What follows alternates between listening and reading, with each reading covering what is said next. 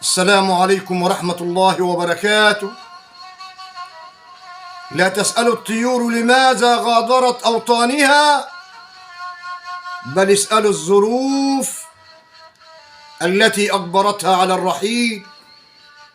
اللهم صل على سيدنا محمد وعلى آل سيدنا محمد كما صليت على إبراهيم وعلى آل إبراهيم في العالمين إنك حميد مجيد.